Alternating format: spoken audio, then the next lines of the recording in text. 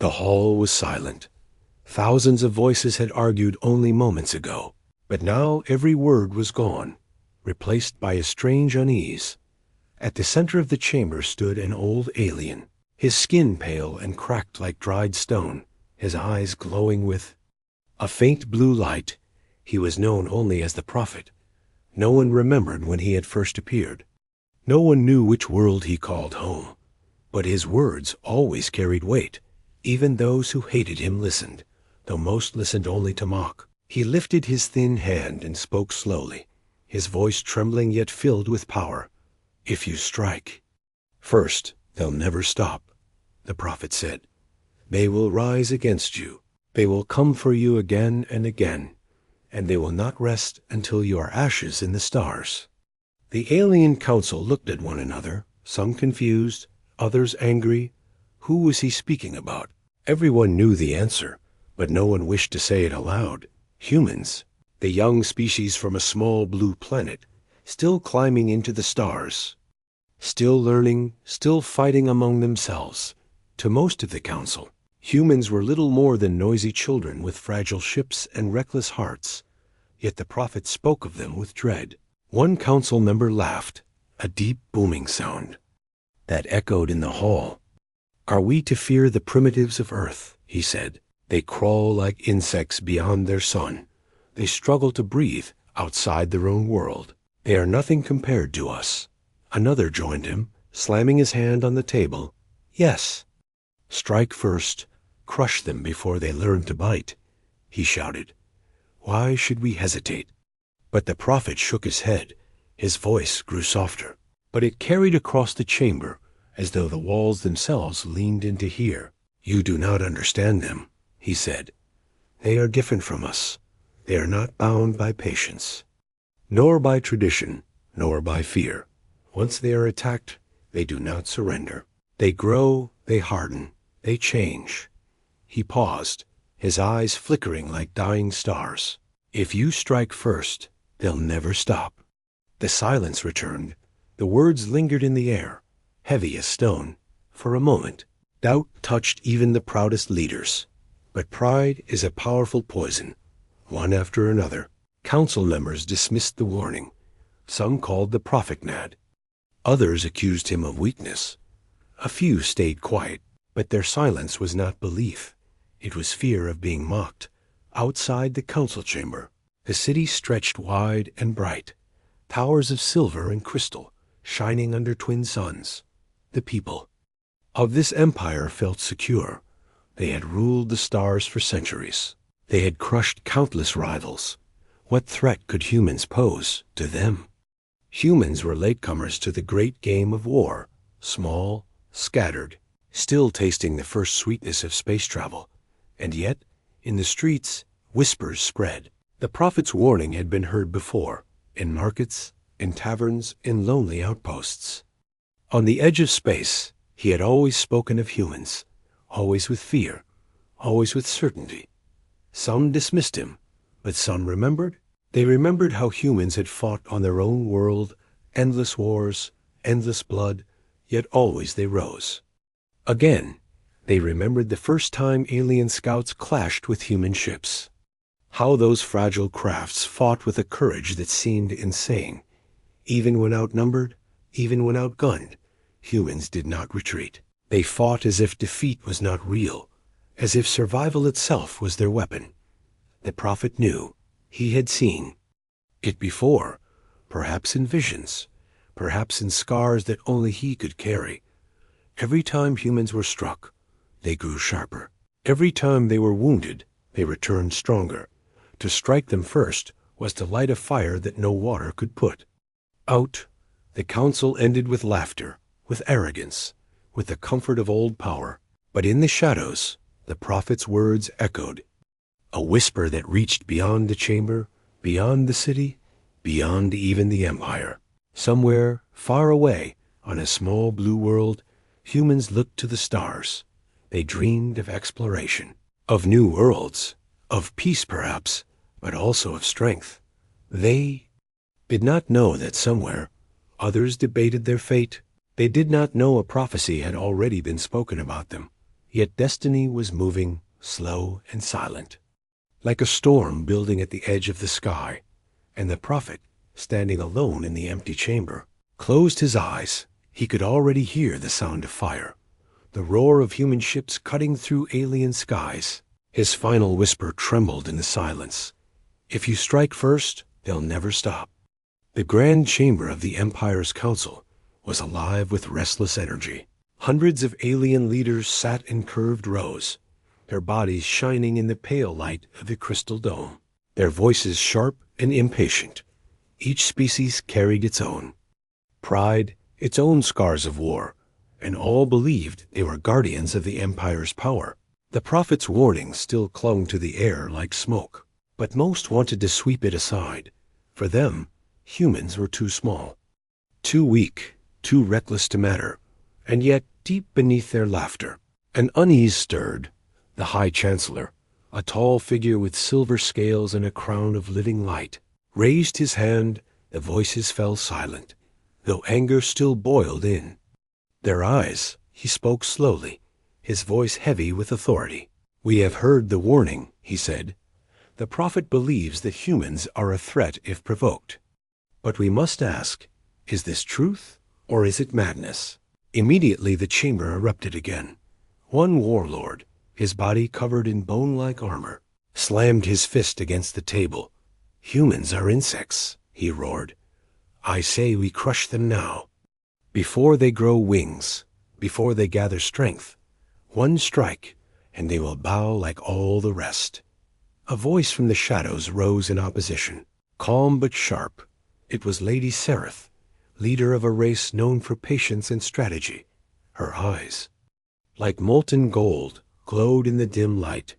"You call them insects," she said, "but I have read their history. I have studied their wars. Do you not see the danger? Every time they bleed, they return fiercer. Every time they fall, they rise higher." She paused, her voice echoing softly. Perhaps the prophet is right. The chamber stirred uneasily, admitting fear of a younger species was an insult to their pride. Yet the words of Sereth carried weight, for she was no coward. She had led fleets that spanned across stars. She had broken empires herself. If she spoke of caution, then perhaps there was reason to listen.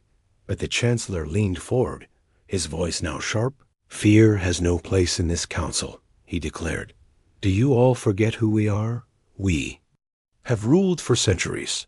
We have crushed rebellions, destroyed rivals, consumed worlds. Do you think these humans, these primitives, can do what no other race has ever done?" The chamber erupted in cheers. Some slammed their weapons against the floor in support, a sound like thunder shaking the dome. The prophet's words seemed to vanish under the roar of arrogance. But not for all. Far in the back, a young counselor watched in silence. His name was Talar, and though his people were minor compared to the great races, his eyes carried something others lacked. He had seen humans with his own eyes. He had stood on colonies where human merchants traded goods, where human explorers asked questions no one else dared to ask. And in those eyes of humans, he had seen something frightening. Not strength, not technology, but hunger. A hunger to learn, to grow, to conquer what lay before them. He wanted to speak, but fear kept his mouth closed.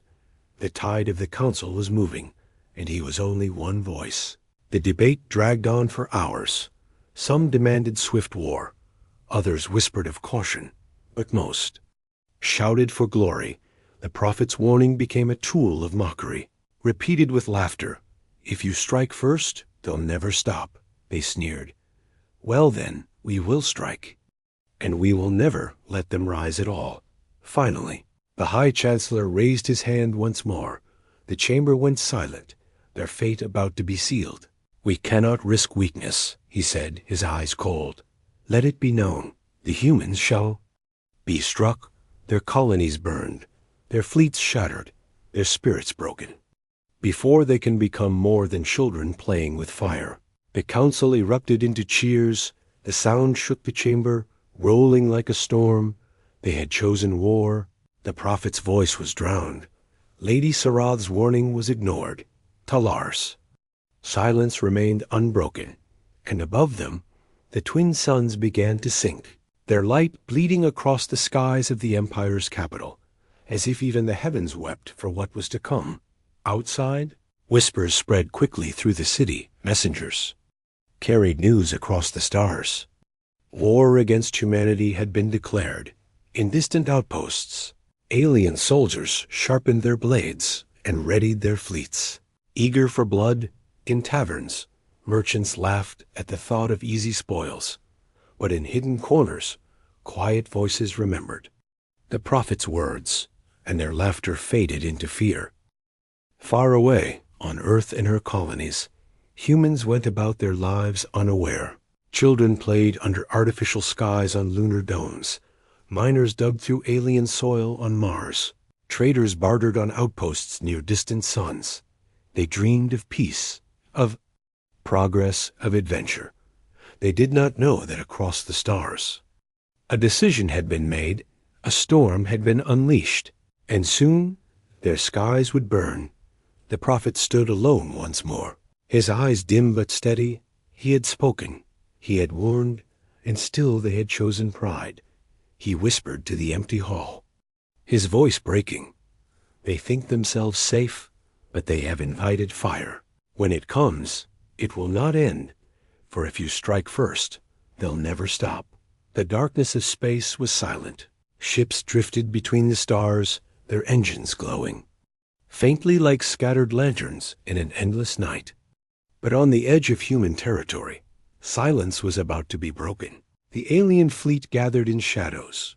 Hundreds of warships, sharp as blades and vast as mountains, floated like predators waiting to strike. Their hulls shimmered with alien metal. Their weapons pulsed with terrible energy. This was not a raid. This was not a warning. This was war. The High Chancellor himself had ordered it, and the fleet was eager to obey. At the heart of the armada stood the flagship, its towers rising like black spires.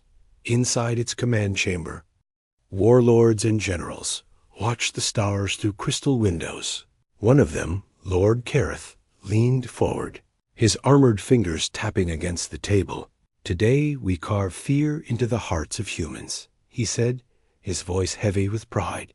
"They will never recover from this blow." The first target was chosen carefully. It was not Earth, not yet.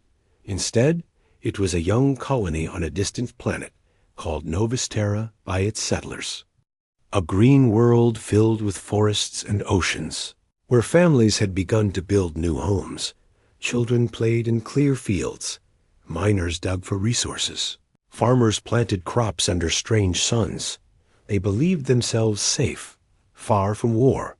They had no idea an empire had chosen them to be an example. The prophet's words still haunted some, even among the soldiers of the alien fleet. Whispers passed quietly. "If you strike first, they'll never stop," some muttered. But fear of disobedience silenced them. Pride demanded the humans be struck down, and so the command was given. At dawn on Novus Terra, the sky split apart. The people looked up in confusion as shadows spread across the clouds. A child pointed, thinking it was a storm. But storms did not move with such precision. One by one, alien warships pierced the atmosphere, their weapons glowing with deadly fire. Then the heavens rained death. Explosions tore through cities, towers of smoke rose into the air. Forests burned. Oceans boiled where bombs fell. The humans screamed, running for shelter, but there was nowhere to hide. The alien fleet struck without mercy, their weapons carving through defenses as if they were made of paper. Within hours, Novus Terra was a graveyard. As survivors watched their homes burn, they clutched their children, their faces covered in ash, their hearts filled with horror. They had thought themselves forgotten by the universe, but the universe had remembered them in the cruelest way. Messages were sent to Earth, desperate cries for help, but by the time the signals reached, the colony was already gone. On the alien flagship, Lord Kareth smiled. "Look at them," he said to his officers. broken, helpless, weak. This is the fate of all who stand against us. The others laughed, convinced that the humans would bow, convinced that fear would keep them silent. But in the silence of the ruins, something else was born. Among the survivors, anger burned. They looked at the sky not with fear, but with rage. They swore vengeance. They swore humanity would never forgive. Back on Earth, when the message finally arrived, the planet trembled. The leaders of humanity gathered, their faces pale as they watched the recordings. Cities in flames, children screaming, soldiers fighting and dying. The enemy had struck first and struck without mercy. For a moment, despair filled the room. How could humanity fight such a vast empire? How could fragile ships face a fleet that blotted out the sky? But then, as the recordings played again, something shifted. Anger replaced fear. Unity replaced division. For the first time, all nations, all colonies, all voices spoke with one heart. They would not surrender. They would fight. The prophet's warning echoed across the stars, though most had never heard his voice. If you strike first, they'll never stop. And in that moment, humanity proved the words true in hidden laboratories. Scientists worked day and night to study the wreckage left behind. Alien weapons were torn apart, examined, rebuilt with human ingenuity. Engineers transformed mining ships into warships, traders into fighters, civilians into soldiers. Every loss became a lesson. Every scar became a weapon. And far across the galaxy, in the grand chamber of the Alien Council, the news of the strike was celebrated. The High Chancellor raised his hand in victory. "See how weak they are," he declared. "They will never rise against us now." But Lady Seraph did not celebrate. Her golden eyes watched the stars with unease. "They will rise," she whispered to herself. "They will rise because we gave them no choice." On Earth, a new fleet was born. It was smaller, weaker, and less advanced than the alien armada. But it carried something no other race possessed: human determination. It carried the fury of loss, the hunger for survival, the burning fire of revenge. The humans had been struck first, and now they would never stop. As the first human fleet prepared to launch, the survivors of Novus Terra stood before the cameras, their faces scarred but unbroken. A young girl, her voice trembling, spoke words that echoed across every colony. "They came for us. They thought we would die. But we are still here. We will fight. We will make them remember us." And so the first strike, meant to end humanity, instead began something else. It began a war that would burn across the stars. A war the aliens could never end, because the prophet had been right. If you strike first, they'll never stop. The ruins of Novus Terra still smoldered. Ash drifted across the broken fields. Cities lay in pieces, and the screams of the fallen seemed to linger in the smoke. But out of that destruction came something no empire could measure, no fleet could count, no weapon could break. Out of the ashes came human resolve. On Earth, the halls of leadership echoed with voices. For centuries, nations had argued, competed, and sometimes fought one another. But now their eyes turned to the same enemy. The recordings of Novus Terra played again and again on screens across the planet.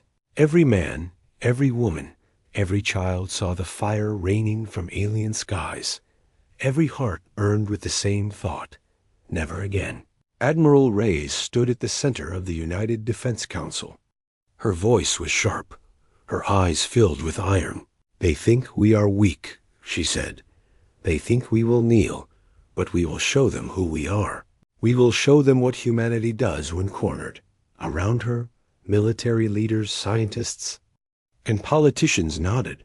For the first time, their divisions melted away. It was no longer about Earth, or Mars, or the colonies. It was about survival. It was about vengeance. Factories that once built cars now built weapons. Shipyards that once built traders now built warships. Mines on Mars dug not for profit, But for the war effort, every hand, every mind, every resource was turned toward a single purpose, the creation of a fleet that could stand against the Empire. But humanity knew they could not match the aliens in size or strength. Their fleet was smaller, their weapons weaker, their shields fragile. If they fought the Empire directly, they would be destroyed. So they turned to what they had always relied on: adaptation, creativity, unpredictability. In underground labs, scientists worked day and night over captured alien wreckage, pieces of burned hull, fragments of energy weapons, shattered engines. Every shard was studied, every system torn apart. Within weeks, humans discovered weaknesses the aliens had overlooked. Their shields could be bypassed by certain frequencies. Their engines overheated under sustained pressure. Their communication networks could be jammed with improvised technology. The Empire believed itself invincible, but humanity saw the cracks. Small fleets were sent out first, not to win battles, but to test strategies. Converted mining ships, armored freighters, even passenger liners strapped with weapons. At first, alien commanders laughed when they saw such crude war machines, but then the laughter turned to silence, because these crude ships did not fight like any fleet they had faced before. They fought dirty. They hid in asteroid fields. They ambushed from behind moons. They overloaded reactors and rammed enemy warships. One human captain detonated his own ship's core to take 3 alien cruisers with him. Another led his damaged freighter straight into the hangar bay of an enemy carrier, crippling it from the inside. These were not victories of power, but victories of will, and every victory, no matter how small, spread hope. Across the colonies, people whispered of human ships that fought like demons, of captains who turned scrap into steel, who turned weakness into strength. The story spread faster than the fear, and soon the Empire began to notice. On the Alien Council, voices of unease began to rise. Lady Sareth stood again, her golden eyes fierce. "You see it now," she said. "They bleed us. They adapt. They strike where we are blind. We thought them children. But they fight like predators." The High Chancellor silenced her with a wave of his hand. "They are nothing," he replied. "They win scraps, not wars. They burn their lives for moments of defiance. They cannot stand against the full strength of our fleets." The council cheered, but beneath their cheers lay cracks of doubt, because every fleet they sent returned smaller, weaker, or sometimes not at all, on Earth. Admiral Reyes prepared her people for more than survival. She prepared them for revenge. Maps of alien space spread across the war table. Every route, every supply line, every colony of the Empire was studied. "We will not meet them head-on," she said. "We will strike where it hurts. And when they answer, we will already be gone." The first human counterattack came without warning. A small fleet slipped past the Empire's patrols and struck at a supply depot orbiting a gas giant. Explosions tore through fuel tanks, cargo. Ships burned. The depot collapsed into the planet's atmosphere. The Empire sent reinforcements, but the humans were already gone. A week later, another strike came. This time against an outpost, then a relay station, then a mining colony. Every time, the humans hit hard, vanished fast, and left chaos behind. The Empire's warlords grew frustrated. They wanted a grand battle, a chance to crush humanity in one glorious strike. But humanity refused to play their game. They turned the war into fire and smoke, shadows and whispers. The Empire chased ghosts, while humanity struck again and again. In the ruins of Novus Terra, survivors began to rebuild. They raised the burned flag of Earth, not in surrender, but in defiance. Soldiers trained in the forests. Children swore oaths under shattered skies. Every scar reminded them what was lost and what still needed to be taken back. The prophet's voice lingered in secret among the people of the Empire. His words were remembered now with unease. "If you strike first, they'll never stop. He had said, and now, across the stars, humans proved him right. They were no longer victims. They were hunters, and for every colony burned, for every ship destroyed, their fire grew stronger. In the quiet of night, Admiral Reyes stood on the deck of her flagship. Through the window, she saw Earth, glowing like a jewel in the dark. Her voice was calm, but it carried the weight of a storm. "They thought they could end us," she whispered. "They were wrong. Now we will show them what humanity truly is." The engines of the new fleet burned bright, not as strong as the Empire's, not as many, not as advanced, but they carried the fury of billions, the vengeance of the fallen. They carried a promise written in fire, that humanity would never stop. And so the war changed. No longer a tale of one-sided destruction, but a story of resistance, of defiance, of a species that refused to kneel. The first strike had awakened something the Empire could not contain, and soon the galaxy itself would tremble at the sound. Of human guns, the galaxy had begun to whisper. Across trading routes, in hidden markets, in the darkest corners of space, the same words. Spread like fire, the humans are rising. At first, no one believed it. How could a young species, barely crawling into the stars, stand against an empire that had ruled for centuries? But stories refused to die.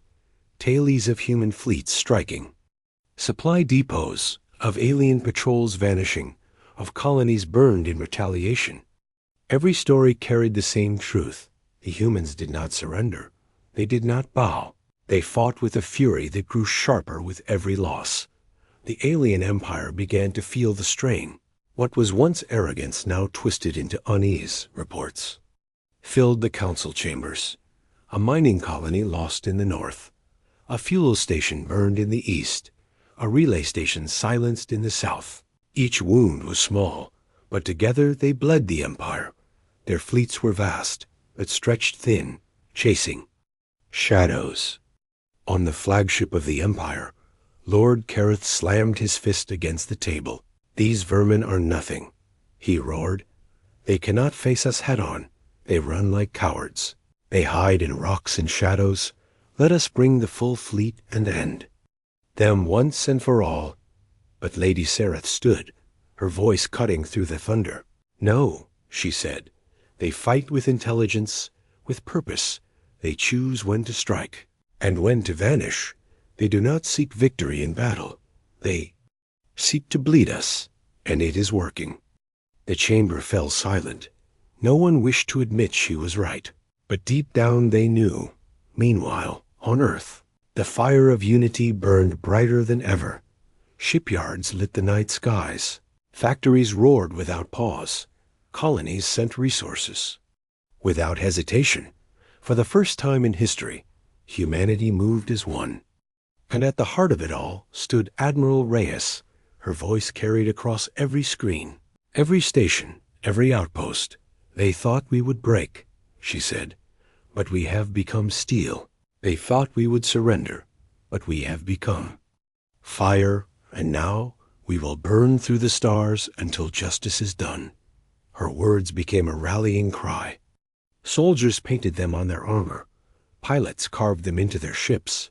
Every man and woman who entered the fleet carried the same vow: to fight until the Empire remembered the cost of striking humanity.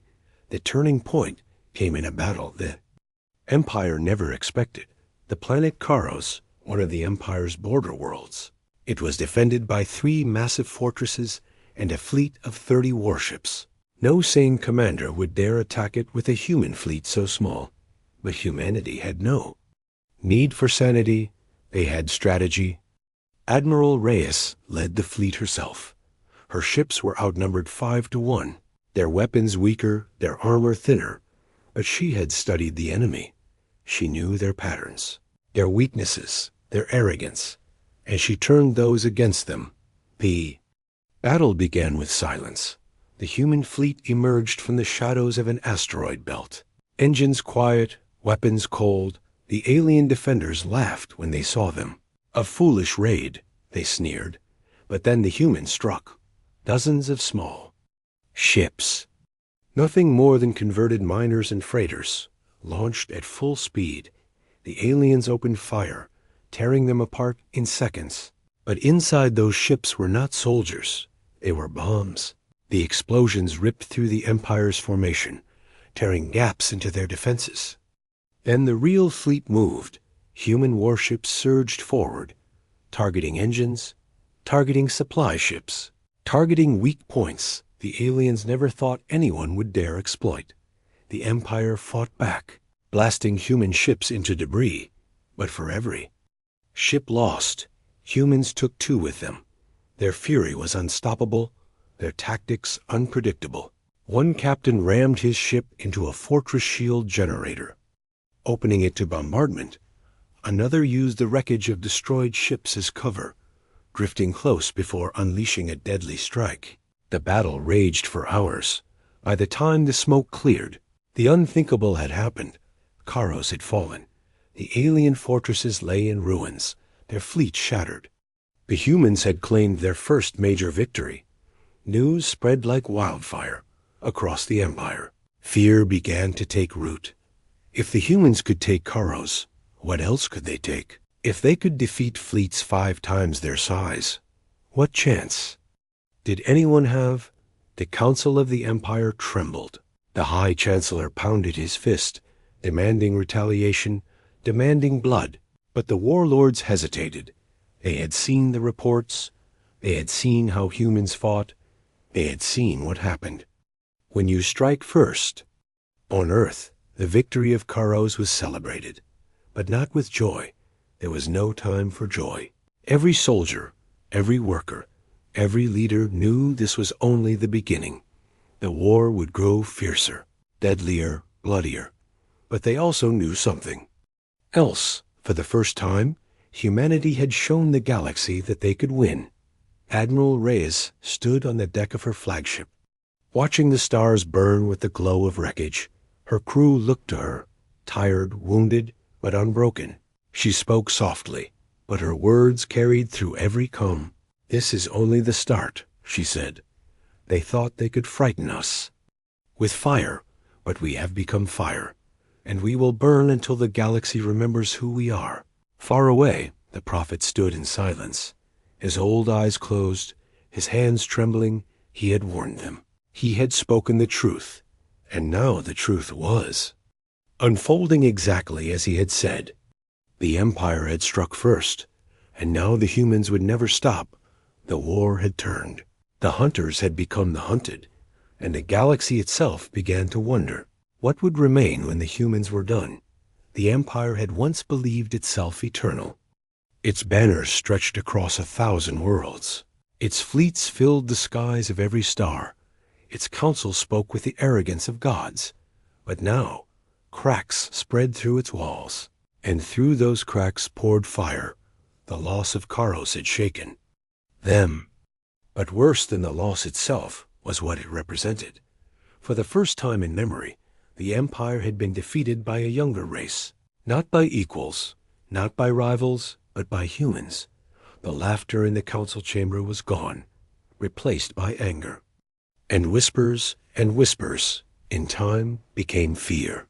On the great homeworld of the Empire, the people began to murmur. Merchants complained of lost trade. Soldiers returned broken and scarred. Families spoke of fleets that never came back. The prophet's words were remembered in secret. If you strike first, they'll never stop. And everywhere, the proof was visible. Human fleets grew bolder. They no longer struck only at outposts and supply lines.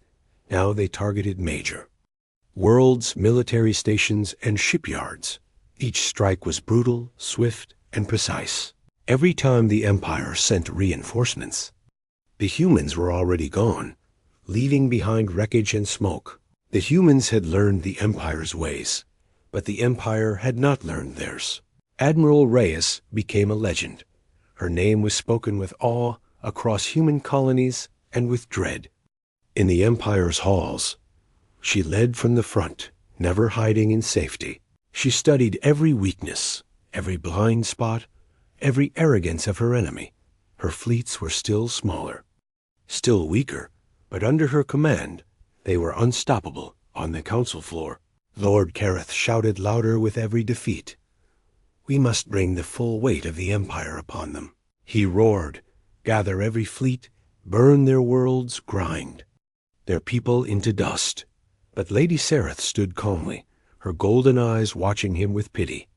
"You still do not understand," she said. "The more we strike, the stronger they become. Every wound we give them turns into a weapon. Every life we take creates 10 more willing to fight. We cannot stop them with fire, because fire only feeds them." Her words were met with silence. Even those who once mocked her now began to wonder. Had the prophet been right all along? But pride is a heavy chain. The Chancellor refused to yield. "No," he said. "We are the Empire. We will not be humbled by children of earth. We will not bow to prophecy. We will crush them, even if it costs us everything." And so it did. The Empire launched its largest fleet in centuries, 200 ships, more than any human commander had ever faced. They believed this would be the end, but it was not the humans who broke. It was the Empire. The battle took place near the dying star of Asteron. Human fleets hid within the collapsing radiation, their ships shielded by storms of energy. The Empire charged blindly, arrogant and overconfident, but inside the chaos, the humans moved like shadows. One by one, alien ships fell, their shields pierced, their engines overloaded, their commanders confused and blind. By the end, half the fleet was gone, the rest fled, and humanity stood victorious once again. News spread faster than fire. The Empire had thrown its full strength and still failed. The galaxy trembled. If the Empire could not stop the humans, who could? World after world began to fall. Not all to human fleets, but to rebellion. For centuries, the Empire had ruled through fear, but now fear turned against them. Worlds long oppressed rose in revolt. Inspired by the humans, they saw a chance for freedom, and they took it. Every rebellion stretched the Empire thinner. Every revolt gave the humans new allies. Inside the Empire cities, the people whispered openly now. Perhaps the humans could not be stopped. Perhaps the Empire was doomed. Soldiers deserted, officers hesitated, warlords argued and blamed one another. The council fractured, unity shattered, and the once proud Empire began to devour itself. Admiral Reyes knew the time had come. "We cannot only defend," she said, "we must strike at the heart." And so she planned the boldest campaign yet, not to destroy outposts, not to cripple supply lines, but to cut into the very core of the Empire. The human fleet surged forward. Every battle left scars. Every victory cost lives, but they did not stop. Planets that had once raised the Empire's banners now raised the human flag. Worlds that had feared the Empire now cheered for the humans. For the first time, the galaxy looked not to the Empire, but to Earth. The prophet watched it unfold in silence. His old eyes wept, not with joy, but with sorrow. He had warned them, and they had refused to listen. And now his vision was becoming truth. The Empire was falling, and the humans would never stop on. The council floor, chaos reigned. Warlords shouted, nobles screamed, the Chancellor raged. But Sereth stood apart, calm and cold. "You were warned," she said, her voice cutting through the storm. "You were told, strike them, and they will never stop. And now you see, it is too late to undo what you have done." The Chancellor turned his fury on her, but even his voice trembled now. His empire was collapsing before his eyes. Worlds lost, fleets shattered, people in rebellion, and humanity, relentless, unstoppable, pressing ever closer in the skies of the empires. Core. The once proud fleets gathered for defense, but they no longer carried pride. They carried fear, for they had seen what humanity had become. A storm that grew stronger with every strike, a fire that burned hotter with every wound, an enemy that would never stop. The fall of the empire had begun, and nothing could halt it now. The empire was burning, across 1,000 worlds. Banners that had flown for centuries now lay in the dirt. Ships that once ruled the skies drifted as wreckage in the void, their flames painting the stars red. The proud council that had laughed at prophecy sat in ruins, its chamber cracked and empty, its voices silenced by war. And everywhere, one truth was whispered. The prophet had been right. On the shattered bridge of his flagship, Lord Kareth roared in fury as reports poured in. Another fleet lost, another world fallen, another. Rebellion sparked. His armored fists slammed into the console, but even his rage could not change the truth. The empire was crumbling. For every human ship destroyed, 2 more rose. For every city burned, 10 more swore vengeance. The harder the empire struck, the stronger humanity became, until finally it was no longer the humans who were hunted. It was the empire. Admiral Reyes stood at the front of the human fleet, her eyes hard, her voice steady, her hands resting on the edge of the war table. She had lost friends, comrades, entire fleets in this war, but she had gained something far greater: unity. Humanity had become one voice, one purpose, one storm, and that storm was about to sweep through the very heart of the empire. The campaign was relentless. World by world, system by system, the humans advanced. Every victory carved deeper wounds. Every battle brought them closer to the empire's throne. They no longer fought only for vengeance, but for survival, for dominance, for a future where no one could ever threaten them again. In the council's final meeting, chaos consumed the chamber. Nobles screamed for peace. Warlords shouted for one last desperate strike. The chancellor, his crown dim and cracked, could no longer hide his fear. "Their fury cannot last forever," he said, his voice trembling. "They are mortals. They will burn out. But lady..." Sarath's golden eyes stared into the shadows. "No," she said, "they will not stop because we gave them no choice. We lit a fire that will consume us. And when we are gone, it will keep burning." The prophet stood in the ruins of the chamber, his thin body shaking, his eyes heavy with sorrow. He had warned them. He had begged them. He had spoken the truth, but no one had listened. Now he spoke only to himself. "If you strike first, they'll never stop," he whispered, and the sound of his words seemed to echo across the stars. The final battle came at the empire's capital, a world of endless towers, shining seas, and skies filled with silver ships. Once it had been the center of power, a beacon of dominance. Now it was a fortress trembling in fear. Human fleets appeared at its borders, engines burning, weapons glowing. The empire gathered its last defenders, warships scarred and weary, soldiers tired and broken. The sky became a storm. The battle raged for days. The empire fought with desperation. There, weapons blazing, their ships crashing into human lines. But the humans did not yield. They adapted. They endured. They struck back harder with every loss. Every time a human ship fell, another surged forward. Every time a defense line broke, they built another with wreckage and fire. The empire threw everything it had into the void, and still the humans advanced. On the final night, the human fleet broke through. Admiral Reyes led the charge, her flagship tearing through enemy lines like a spear of fire. Missiles rained upon the capital, towers collapsed, oceans boiled, skies filled with flames.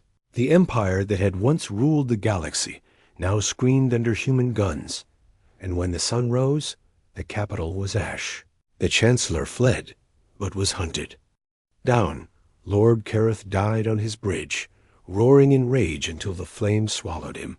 Lady Sareth stood silent as the humans stormed the council, her golden eyes filled not with fear, but with sorrow. "You have become what you feared," she whispered as soldiers passed her by. "You will never stop now." The prophet was nowhere to be found.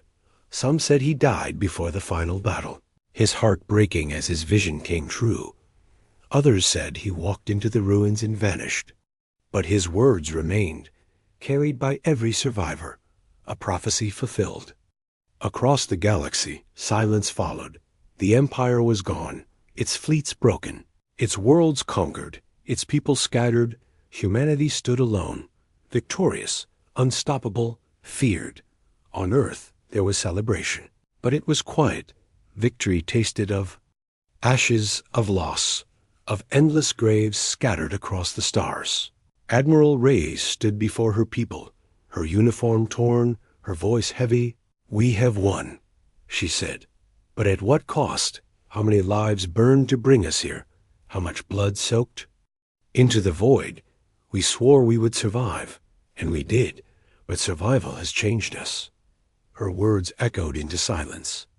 Because even as the Empire's ruins smoldered, the question hung heavy in the air. What would humanity do now?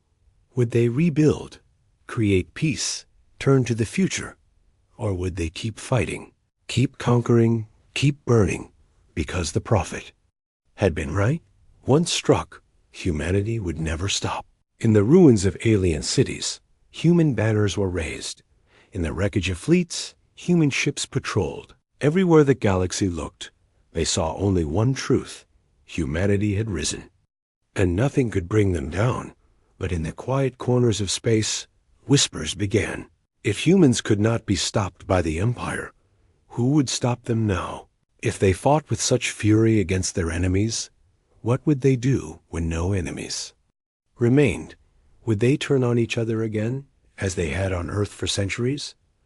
Or would they seek out new wars, new conquests, new fires to feed their hunger? The stars held their breath, the galaxy trembled, and in the silence of history, the prophet's words echoed forever. If you strike first, they'll never stop.